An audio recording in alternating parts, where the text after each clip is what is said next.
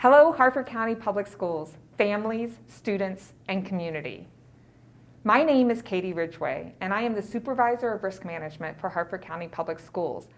Well, hello, Katie. I'm Mary Nasuta. I'm the Supervisor of Health Services, and Katie and I have worked really closely together during COVID to ensure that we have the proper safety protocols in place for all our students and staff.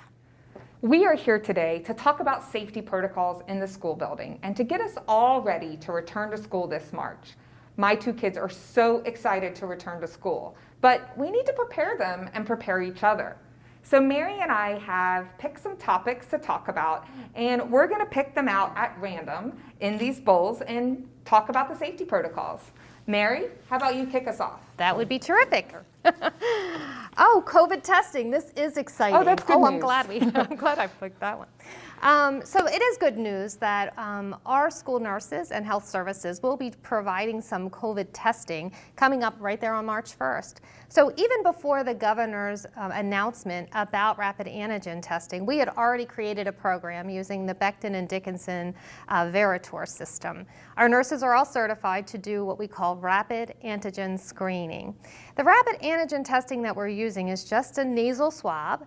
And the way it'll work is that if students or staff aren't feeling well and are going home, we can provide this service to them if they consent to have it done. And we'll just do a nasal swab. We'll be able to check if they have COVID through this rapid antigen system.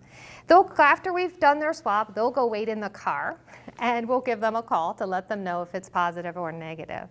If we have a positive test, then we'll know that we need to isolate that person, find their close contacts, and quarantine them. If it's a negative test, we will proceed to finding a PCR test. Now, it looks like the governor's office is going to be providing us with those tests. So as soon as they come in, we'll be able to go back to the car, test again, and then send them by mail to the state lab. So it's a process that I think is going to be very helpful to us to decrease the amount of disruption in our day, all of those quarantines that we were doing before. But it is voluntary. I want everyone to know that you would consent to this. Well, we will have to report this to the state when we have positive or negative tests. And I think that it will be a good process for us to get back into school and to stay in school. And that's really what we want to do, is keep schools open. All right, let's see what I've got next. Quarantine and isolation. Oh my, we've used these words so often during COVID-19, and I think sometimes we can get them sort of mixed up. So I just want to do a quick review of what the differences are between them. So isolation is the action that we take when we have a sick person. We want to keep that sick person away from others so they don't spread the virus. Isolation lasts for a period of at least 10 days. You can be released from isolation if you're feeling well and your symptoms are improving, and you have no fever for 24 hours without the use of fever-reducing medicine. Quarantine is the action we take when we have someone who is exposed to someone who is sick. We're still separating that person because they may become sick within 2 to 14 days after exposure. Quarantine lasts for a period of 14 days after the last exposure to the sick person. And during that time, in addition to being separated from others, they're monitoring their symptoms to see if they become sick. If they become sick, we may need to test and isolate. So that's a really complicated sort of difference between the two, but it's important because people that are isolated are sick, and people that are quarantined may become sick. All right, my next one is physical barriers. HCPS has purchased over 35,000 plexiglass barriers that can be used in the classroom, in the cafeterias, in the front offices. Every school can choose how they use their supply that best fits their operations and the number of students coming back, and all of those various interworkings of each school. Custodians will be cleaning these plexiglass barriers every night, and schools have been provided with instructions on how to best use them. So that is a new mitigation strategy that will be in place in March that is different than what we had in place in the fall. All right, let's see what I've got here. Ooh, masks, one of my very favorite topics. We did a video on masks not that long ago, but I do want to remind you that masks are source control. They are how we stop the virus right at its source. We know the source of where that virus comes from. It comes from our mouth, it comes from our nose. And so to put a mask on really is a very powerful mitigation strategy. But there are certain things about masks that we need to know in order for them to work most effectively. First, they have to be used consistently. And we are going to be wearing masks consistently in school. So masks will be a part of our everyday, except for during eating and outside play if distancing can be maintained. They also have to be worn correctly. And so correctly means covering the mouth and the nose. I know we've seen many people who are struggling with that, putting it below the nose. But knowing that those respiratory droplets are also in our nose makes us realize we have to cover both. We should also have a snug fit to your face, no gaps. If there are gaps, we may find that the virus can come in or go out. So it's important that we find the right fit for each person, and that can vary. It depends on the shape of your face, the set of your ears, etc. I think it's also important to note, because we're talking about kids, that kids need the right size face mask for children, which are really different. These are two masks that we use in schools. This is the surgical mask that you've seen, and this is the child size. So you can see how much smaller it needs to be to fit on a child's face. So you will need to look for those masks. I also suggest that you send extra masks to school. We don't know what happens during the day to these masks. They can become dirty, they can drop on the floor. And so just a plastic bag with your child's name on it and a mask or two inside is a great idea. If you're wearing a cloth mask, it's important that it be 2 to 3 layers thick. And it should be made of some tightly woven fabric. You shouldn't be able to see light through it when you hold it up, so that we're really providing that sense of filtration and protection for everyone. If you're wearing a surgical mask, and many people are wearing these now, you may want to consider tying them and then tucking the extra fabric in so that you'll have a tighter fit around your face. And you can see how much tighter that would fit against your face if you had that sort of tied and tucked. You may also have heard of people doing double masking, and that's perfectly acceptable. Some people like to do that, use a surgical mask and then a cloth mask on top.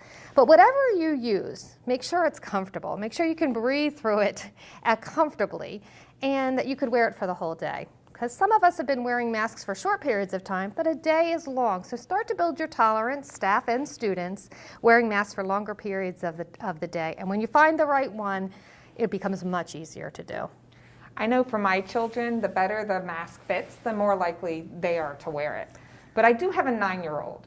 And what happens if she comes to the school building and either her mask breaks or she plays with it or it gets dirty or she loses it and I forgot to send in extra for the day? So we will have extra masks available in the health suites for those situations when they arise.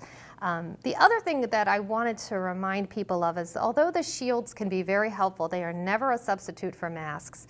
So I know that some people have liked to wear shields, some of our staff members who are working with students closely, and that's perfectly acceptable, but you must also wear a mask at the same time.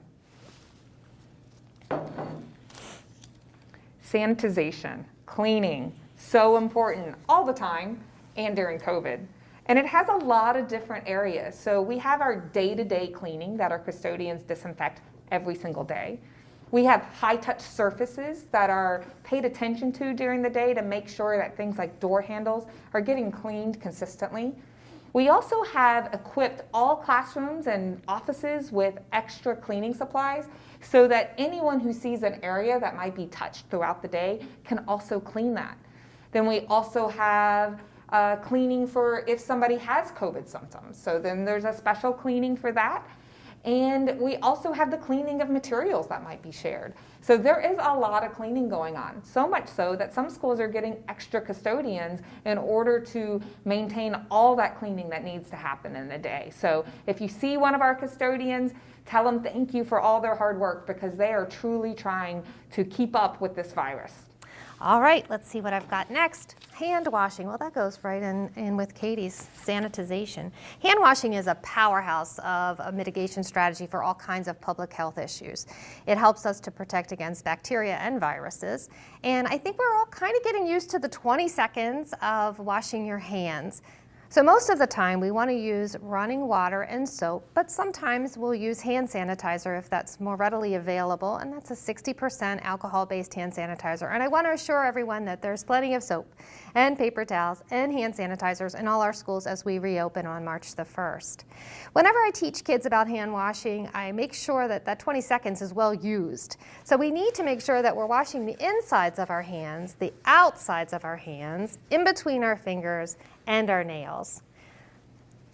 It's really important to wash your hands before you eat, after you use the bathroom, and anytime they're soiled. All right, let's see what's next. Physical distancing. This is certainly a controversial topic, but it is a commitment of HCPS to have physical distancing, which is 6 feet between two people, wherever and whenever possible. This can be hard to visualize sometimes. I have 2 Girl Scout troops, and I asked the girls to stand what they thought was 6 feet apart. Then we measured. It was not 6 feet apart. It's something that definitely takes commitment and intention to follow through on. Yeah, we have to plan for this. And that means thinking about our day as we go through the day, even things like faculty rooms and how we're going to eat lunch, making sure that we're 6 feet apart from each other is a commitment, because as we'll find out probably in one of yours coming up, close contacts are those who are within 6 feet. So it's really important to have the commitment of 6 feet wherever and whenever possible. And All real right. quick, Mary, I just want to add on that it does take a combination of all of these things. So yes, the scope of our operations is changing and our ability to do 6 feet is changing. It's a commitment, but we're also making sure that we add in as many mitigating factors as possible, as many strategies as possible, so that we are trying to reduce the spread of this virus. And I think the CDC did a good job of calling this layering. Not one of them stands out as the most important. It's actually the combination that keeps us safe.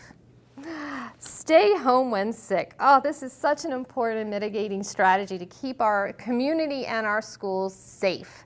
And it's difficult to know what's sick enough to stay home. So we look at the Maryland Department of Health guidance for which symptoms are most suspicious for COVID-19. And they look at 4 symptoms specifically when they exist alone that could indicate that you have COVID-19. And they are cough, shortness of breath, difficulty breathing, and a new loss of taste or smell. But there are some more symptoms too that could also be indicative of COVID-19, and they exist together in pairs. So when we think about these symptoms, we're also looking at fever, chills or shaking chills, muscle aches, sore throat, headache, nausea, vomiting, diarrhea, fatigue, or congestion, runny nose. If there are 2 of those symptoms together, they could also be indicative of COVID-19.